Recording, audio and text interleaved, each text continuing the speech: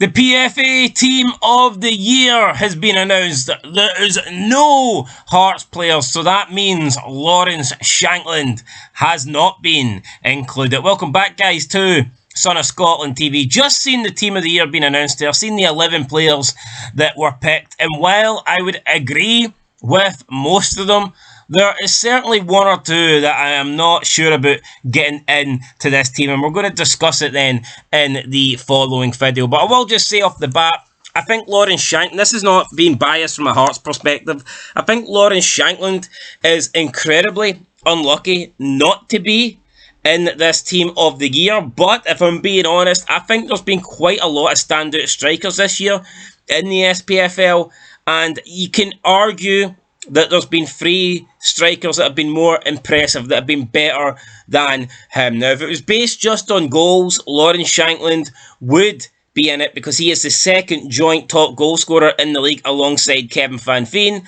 Obviously, Kyogo Furuhashi is first, but they haven't put Lawrence Shankland in it, even though there's 3 players up front. Now, could you perhaps say it's because of penalties? Is it because Lawrence Shankland, the majority of his goals have been penalties compared to the other striker they put up front in the team?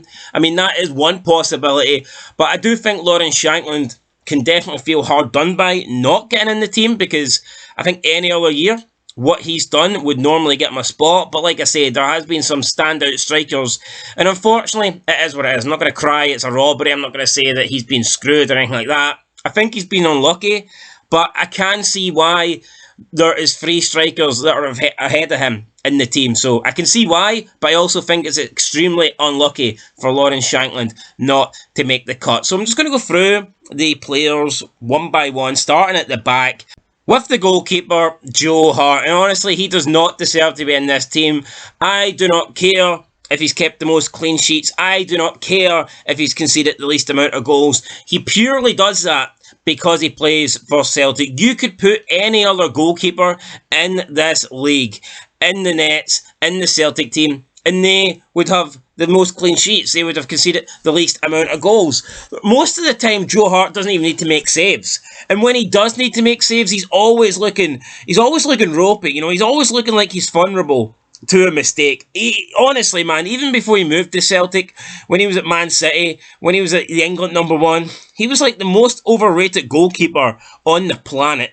And nothing's really changed. Now he's just the most overrated goalkeeper in Scotland. I mean, this guy he is garbage, man. Well, maybe not garbage, but he is overrated, massively overrated. And there is multiple goalkeepers that you could have put in over Joe Hart. Actually, in terms of statistics, in terms of saves per shots, Sander Clark actually has the best saves per shots ratio in Scotland. So I had to put Sander Clark in. I think he's done well since covering from Craig Gordon. I certainly would not have put in Joe Hart. At left back, we've got Greg Taylor. Can't really complain much. Greg Taylor over the past 2 years, since Ange Postecoglou came in. I mean, Ange came in and Taylor was like one of the players you thought Celtic would be looking to replace.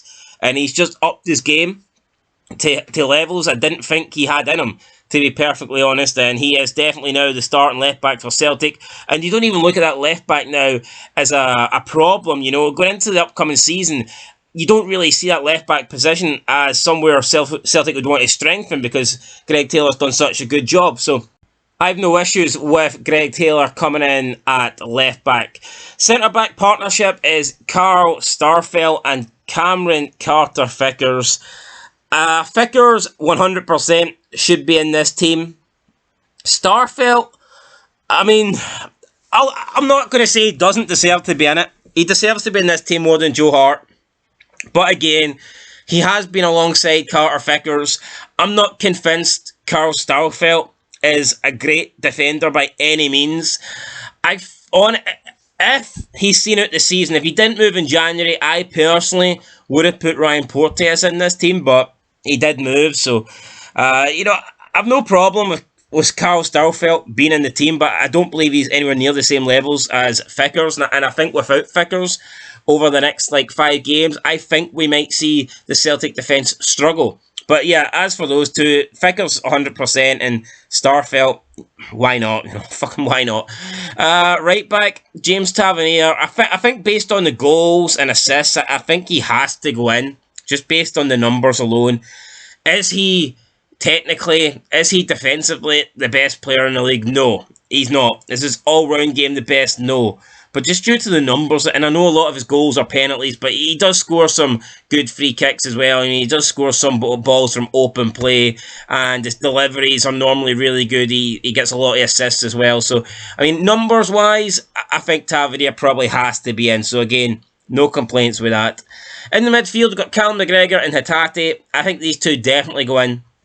Again, Callum McGregor, Hatate. I think Callum McGregor's probably been the most consistent player for Celtic over the last 5-6 years, and I think Hatate is arguably the best player in the league. That's how good I think Hatate is. So I have no problem with those two being in there.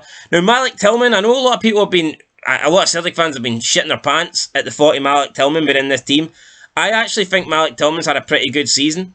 And a lot of people are saying, well, he shouldn't be in over O'Reilly, he shouldn't be in over Moy. He should definitely be in over O'Reilly. O'Reilly has not been that good this season, let's be honest. And you know what? I would say Tillman over Moy as well. Moy at spells has been fantastic. And, you know, in small parts, Moy's probably been at a better level than Tillman, but consistently, Tillman throughout the entire season has been better than Moy. Now, has Tillman performed yet against Celtic? Not really. That hasn't happened. But this is not the team of the Old Firm games. That's not what this is. This is team of the season. And overall for the season, Tillman has been better than Moy. It is what it is. You look at currently, Moy's not playing well. Moy hasn't been playing well for like a month, 6 weeks now. So, yeah, let's be honest. Tillman, I would say, deserves it. So he goes in at centre mid alongside McGregor and Hatate. And then we move into the front three. You've got Kyogo, Lopez, and Kevin Van Veen. Well, Kyogo has to be there. I think it is fair to say Kyogo has to be there. And I would put Van Veen in as well. I think Van Veen has been fantastic this season. If Motherwell can hold on to him for next season, they'd be doing a really, really good job, because I think there'll be lots of teams interested in signing Kevin Van Veen, and he is the joint top goal scorer this season. Second top goal scorer, should I say, this season. So, again, I have no complaints with Van Veen. I think he deserves to be in there, and I think he could do a job for any team in this league. I'm not saying he starts at Celtic or anything like that, but I think as a squad player, from what I've seen with Kevin Van Veen and from what I've seen with I mean, you'd pick Kevin Van Veen any day of the week. So, yeah, for me, Kevin Van Veen would probably... I think Kevin Van Veen, apart from Celtic, he would start in any team in this league, maybe. I would actually suggest that. So, that's my opinion. Kevin Van Veen, I think, has been fantastic.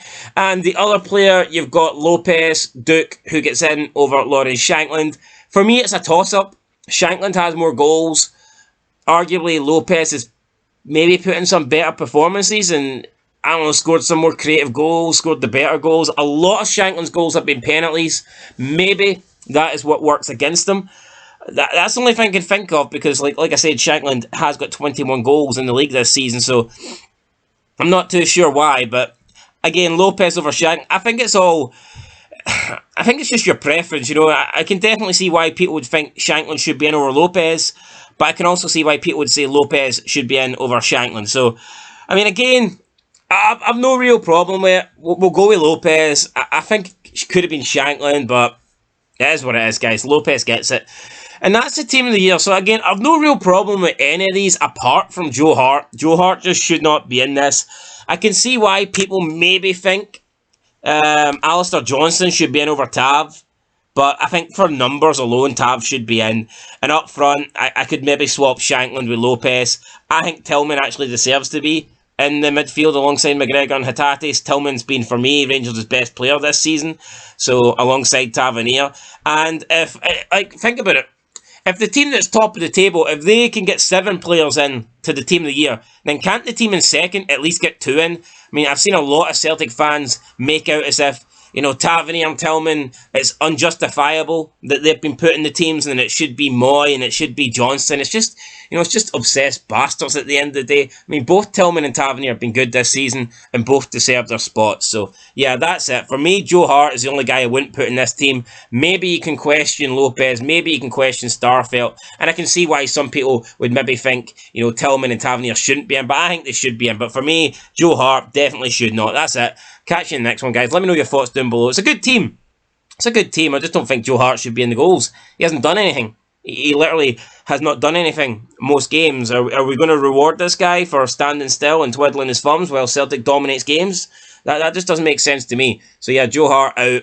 I would personally put Santa Clark in due to the fact that he has got the best saves per shot ratio, which obviously means something. It means like, you know, he in terms of shots faced, he saved more than everyone else. So for me, yeah, I'd put Santa Clark in. I'll catch you in the next one, guys. Till then, though, peace.